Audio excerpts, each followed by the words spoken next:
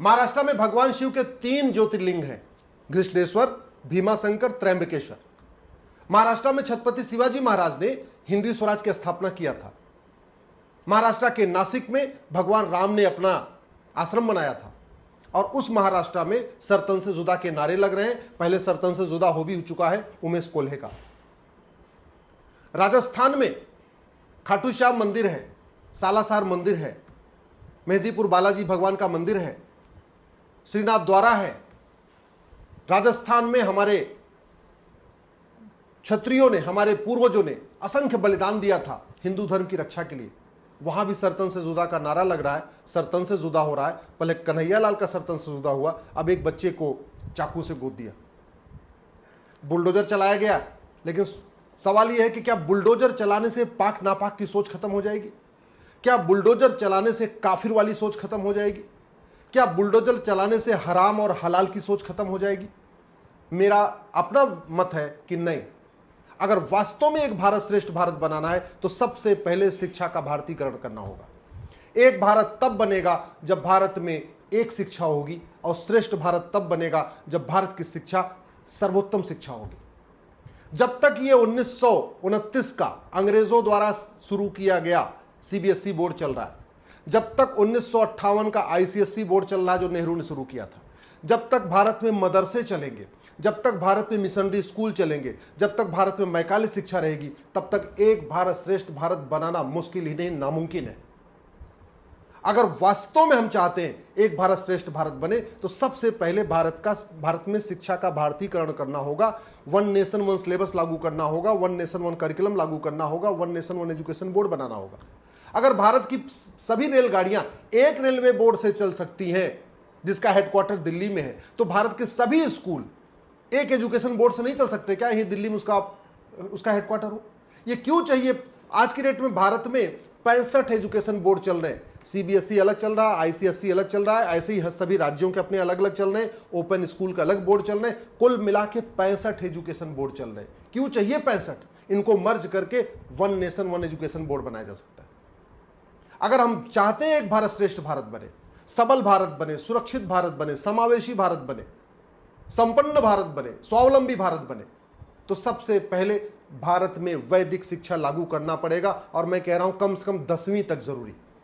ये वर्तमान जो एजुकेशन का सिस्टम है ये भारत को बर्बाद कर देगा। अगर भारत को बचाना है, भारत की संस्कृति को बचाना है, हिंदू जैन बौद्ध सिख को बचाना है, भारत की परंपराओं को बचाना है, तो सबसे पहले 555 मॉडल एजुकेशन सिस्टम लागू करना पड़ेगा। 555 का मतलब 5 साल का प्राइमरी, 5 साल का सेकेंडरी और 5 साल का ग्रेजुएशन, और 10वीं तक सबके लिए कॉमन सिलेबस, कॉमन करिकुलम। 10वीं के बाद जिसको जो पढ़ना है पढ़े, लेकिन 10वीं तक सबके लिए समान शिक्षा होनी चाहिए। 10वीं तक कोई विदेशी किताब नहीं होनी चाहिए, 10वीं तक कोई विदेशी इतिहास नहीं होना चाहिए, 10वीं तक कोई विदेशी भाषा नहीं होनी चाहिए, 10वीं तक कोई विदेशी सोच नहीं होनी चाहिए, 10वीं तक धार्मिक शिक्षा होनी चाहिए।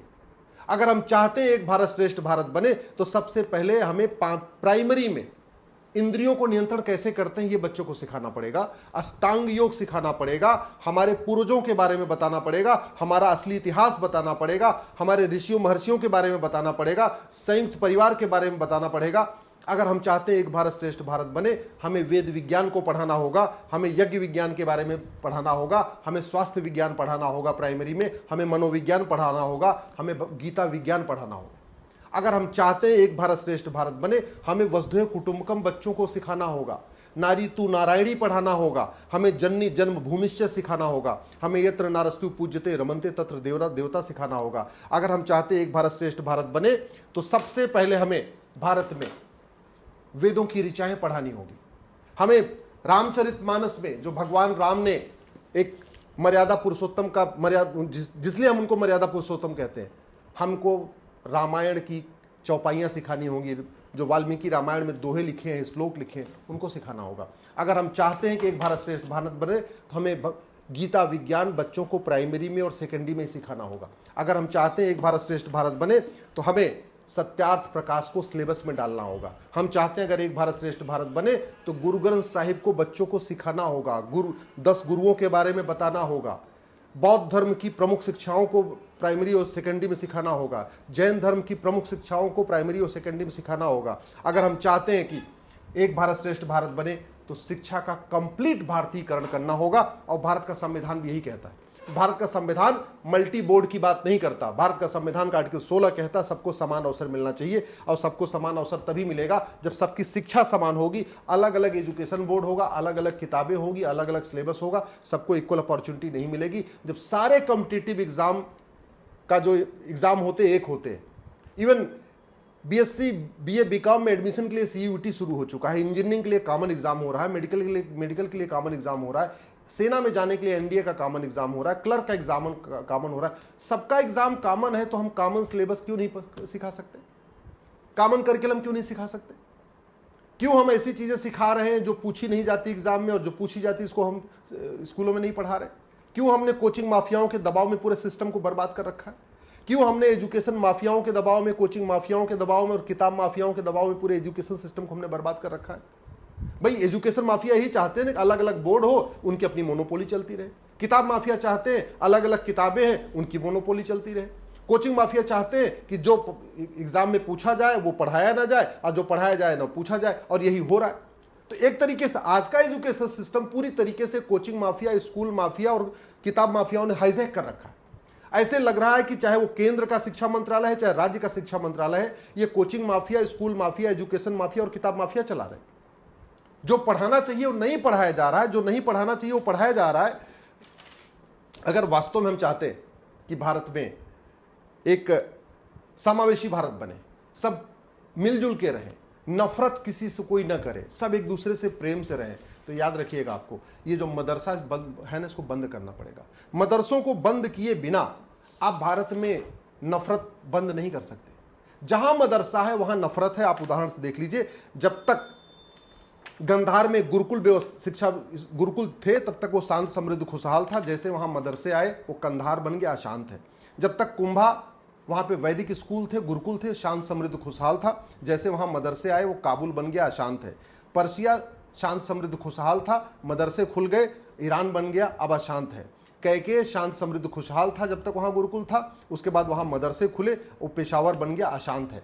बालीख में जब तक वैदिक शिक्षा व्यवस्था थी शांत समृद्ध खुशहाल था, जैसे वहां मदरसे खुले वो अशांत हो गया।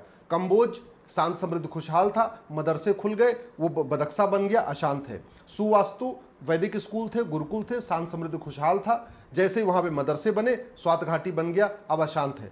तक्षशिला दुनिया का सबसे बड़ा एजुकेशन सेंटर, वहां पे गुरुकुल शिक्षा व्यवस्था होती थी, तक्षशिला यूनिवर्सिटी थी, जब तक वहां पे वैदिक शिक्षा व्यवस्था थी शांत समृद्ध खुशहाल था। उसके बाद जैसे ही वहां पे मदरसे खुले रावलपिंडी बन गया, अशांत है। मदरसों के कारण तुर्की अशांत है, मदरसों के कारण यमन अशांत है, मदरसों के कारण कांगो अशांत है, मदरसों के कारण ईरान अशांत है, मदरसों के कारण इराक अशांत है, मदरसों के कारण सूडान अशांत है, मदरसों के कारण इजिप्ट अशांत है, मदरसों के कारण सीरिया अशांत है, मदरसों के कारण बांग्लादेश अशांत है, मदरसों के कारण फिलीपींस अशांत है, मदरसों के कारण सोमालिया अशांत है, मदरसों के कारण पाकिस्तान अशांत है, मदरसों के कारण नाइजीरिया अशांत है, मदरसों के कारण तजाकिस्तान अशांत है, मदरसों के कारण अफगानिस्तान अशांत है। और इन देशों में जितने मदरसे हैं उससे ज्यादा मदरसे भारत में हैं। तो आप खुद सोच सकते हैं कि भारत 20 से 25 साल के बाद भारत की क्या स्थिति होने वाली है।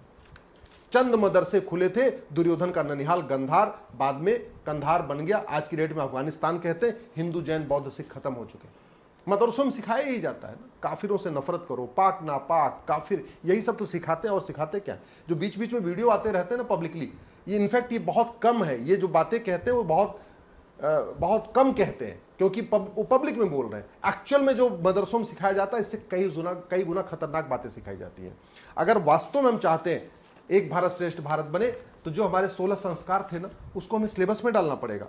हम 16 संस्कार भूल चुके हैं, जो महर्षि दयानंद जी ने बताया था 16 संस्कार, वो हम पूरी तरीके से भूल चुके हैं।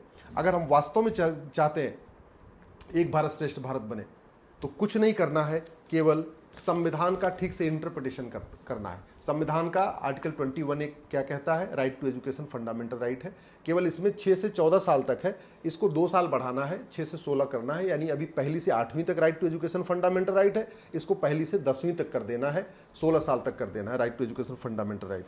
दूसरा काम क्या करना है, ये राइट टू एजुकेशन एक्ट है, इसमें एक शब्द जोड़ देना है, इक्वल, तो ये बन जाएगा राइट टू इक्वल एजुकेशन। और सब कोई इसका विरोध भी नहीं कर सकता, कोई कोई इसका विरोध क्यों करेगा। और तीसरा क्या काम करना है, आपको आर्टिकल 25 में धर्म और रिलीजन को डिफाइन कर देना है। कुछ लोग कहेंगे आप रामायण कैसे पढ़ाएंगे, आप भगवत गीता कैसे पढ़ाएंगे, तो आपको मैं बता दूं, धर्म अलग होता है, रिलीजन अलग होता है। भगवत गीता, वेद, रामायण, रामचरितमानस, गुरु ग्रंथ साहिब, सत्यार्थ प्रकाश, ये रिलीजियस बुक नहीं है, ये धार्मिक किताब है। इसमें किसी रिलीजन को प्रमोट नहीं किया जाता है, ये धार्मिक पुस्तक है, यूनिवर्सल बुक है, ये सबके लिए अच्छी होती है, मानवता सिखाया जाता है इसमें।